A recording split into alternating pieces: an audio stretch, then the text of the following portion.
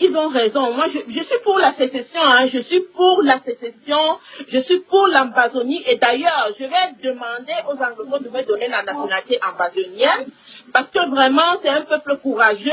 Si le Cameroun, ça dit que le Cameroun a eu le multipartisme grâce aux anglophones. C'est des personnes, quand tu entends l'anglophone parler des initiatives, ils savent prendre des initiatives.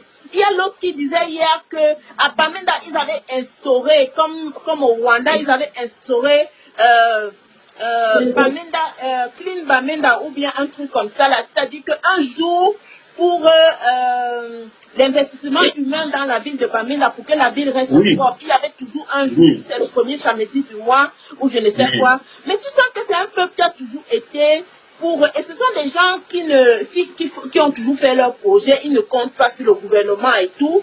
Et ils parlaient de l'action citoyenne. Et ils disaient que vraiment chez eux, il y a toujours eu cette action citoyenne-là, et qu'ils avaient même l'intention d'instituer cette action citoyenne dans la Constitution. C'est-à-dire que comme une loi à respecter par tous les citoyens de leur pays.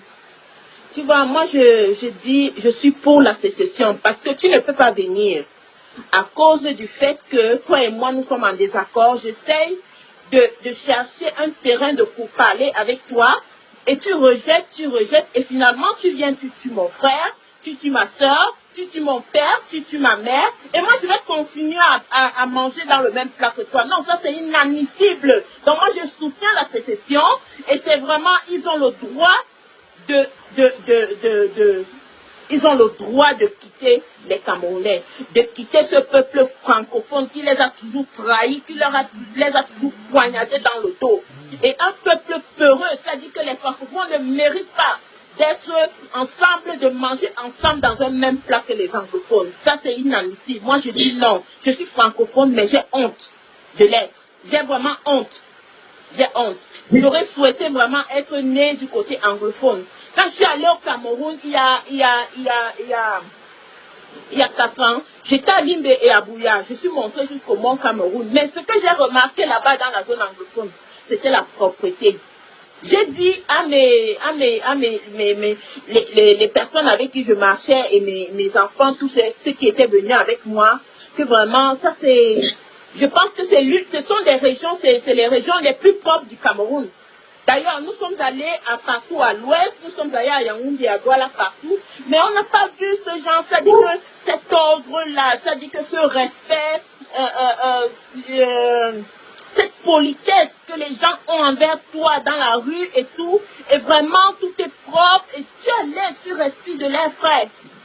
Je n'ai jamais vu ça nulle part. Je n'ai jamais vu ça nulle part. Donc moi, comme je disais, je les soutiens dans leur projet de sécession et ils ont tout à fait raison. Donc moi, je ne vais pas militer ici pour le vivre ensemble ou bien le fédéralisme ou quoi que ce soit. S'il y a fédéralisme, il faut que ce soit un fédéralisme dans la partie francophone. Donc s'ils veulent, ils se divisent là-bas, les Bamileke ont leur chef d'État là-bas et tout ça. Moi, je m'en fous, mais je pense que on doit vraiment leur laisser le droit de se séparer des Camerounais francophones.